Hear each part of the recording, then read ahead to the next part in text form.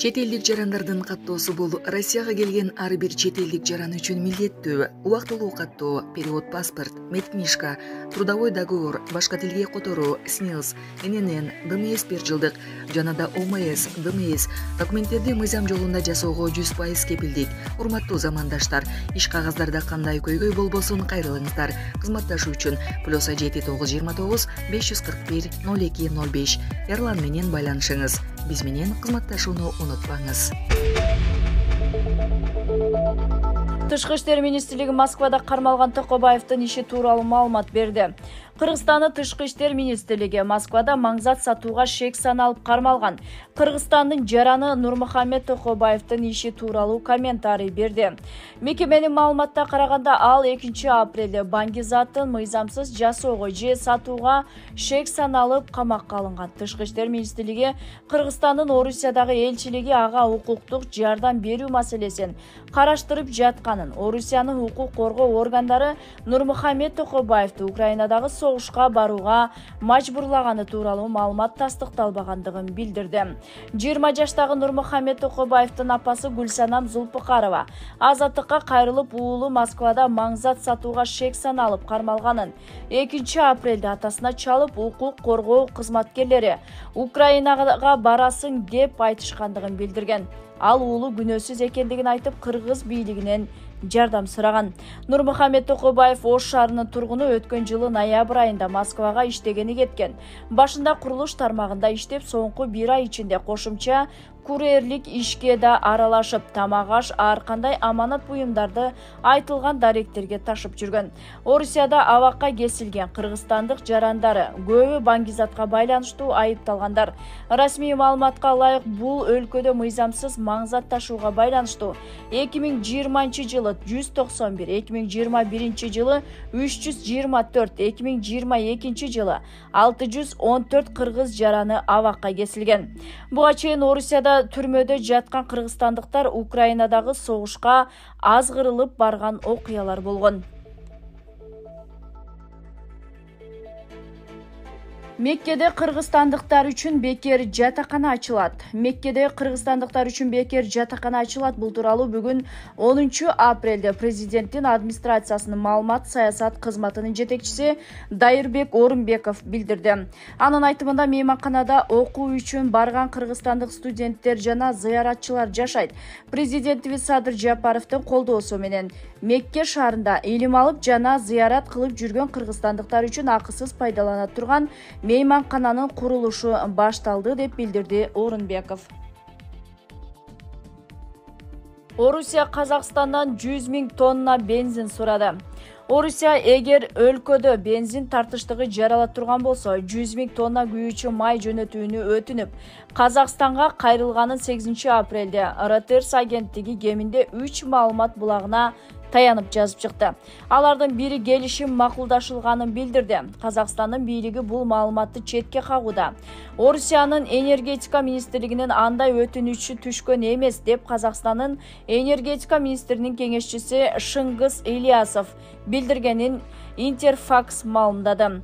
Важная история басылмасынын пикиринде, орус бийлигинин мындай өтүнүшүнүн себеби Украинанын куралдуу күчтөрү Орусиянын муңайды кайра иштетүүчү ишканаларынын кеминде 15%-ин жарактан чыгаргандыгы болууда. Талкалануу масштабы канчалык олуттуу болгонуна жараша, оңдоо иштери да ошончолук убакыт талап кылышы жана чыгымды да көп болушу ыктымал деп билдирди басылмага курган маегинде НАТОдогу булактардын бири. Орусияда соңку айларда муңайды кайра иштетүүчү заводдор дрон чабуула көп кабылууда. Бул үчүн жергиликтүү бийлик Украина аскерлерин айыптоодо. Заводдор Сонун жаңылык. Сиз билген жана иченген Умбем клиникасы эми сизге дагы да болсо жакыныраак болду. Анткени бизде жаңы филиал ачылды. Андыктан келип, өзүңүздүн жана жакындарыңыздын ден соолугуна кам көрүшүңүздү сунуштайбыз. Биздин жогорку даражадагы дарыгерлер төмөндөгү адистиктер боюнча кабыл алат. Стоматология, гинекология, терапия, лор, хирургия, педиатрия, урология, УЗИ жана башка адистиктер. Лабораториялык анализдин 5000ден ашуун түрү алынат. жогорку даражадагы стерилизациялоо. Биздин дарек ВДНХ метросу, Кондратюка көчөсү 2. Телефон номерибиз 8925 103 22 55. Кабыл алууга алдын ала жазылып келүүңүздөрдү суранабыз. Умбем клиникасы. Сиздин ден соолугуңуз, биздин камкордук. Өрттөнүп, бензиндин жана дизелдик отундун өндүрүү көрсөткүчү апта сайын төмөндөөдө.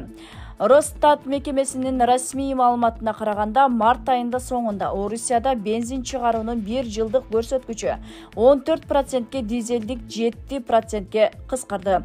Ички рынокто кара май таңкыстыга жаралбашы үчүн Орус бийлиги Беларустан сатып алуусуна көбөйттү.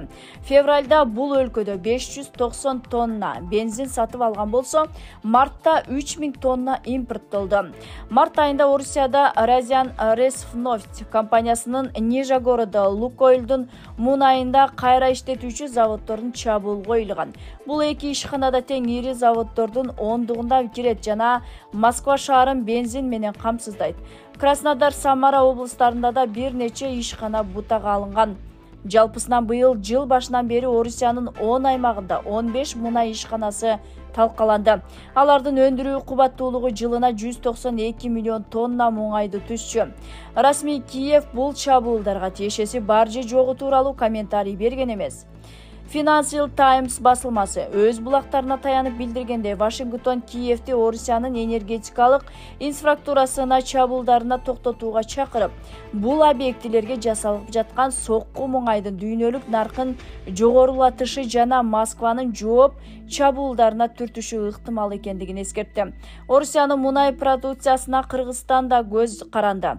Тазабеков басылмасынын маалыматына караганда, Кыргызстан сырттан сатып алган күйүүчү майлоочу майдын 95% Орусияга туура келет. Эки өлкөдөгү кырсыктан жүздөгөн үй суу алдында калып, миңдеген адам көчүрүлдү. Спутник Кыргызстан Россия менен Казакстандагы суу ташкыны боюнча учурдагы абал тууралуу маалыматтарды чогултту. Коңшу өлкөнүн 7 облусунун суу каптаганы маалым. Спутник Казакстан маалымат агенттиги биринчи вице-премьер Роман Скляр шаардан сыртындагы Петроволск аймагындагы тургундарды мажбурлап эвакуациялоону тапшырганын кабарлады.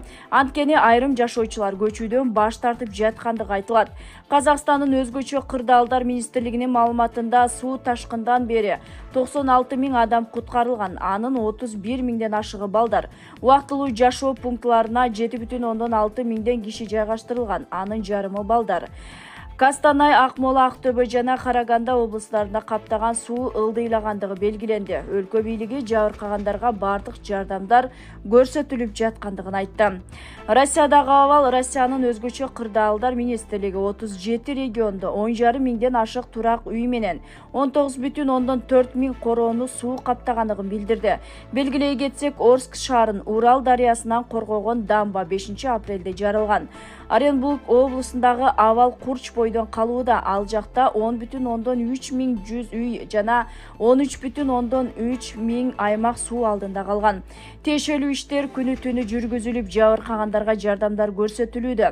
Соңку маалыматтар боюнча 7 миң адам коопсуз жайга көчүрүлдү.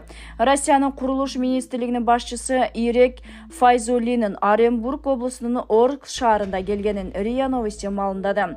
Ал регионду кыдырып чыкканда кийин үйлөр менен имараттардын калыбына келтирүү боюнча жергиликтүү бийлик органдарынын катышуусунда жыйын өткөрмөкчү. Ошондой эле Россиянын өзгөчө кырдаалдар министрлигинин башчысы Александр Куренков жана Тюмень облусунун губернатору суу ташкыны коркунучу бар Ялуторовск районуна чыгып кетишкендиги маалым болду.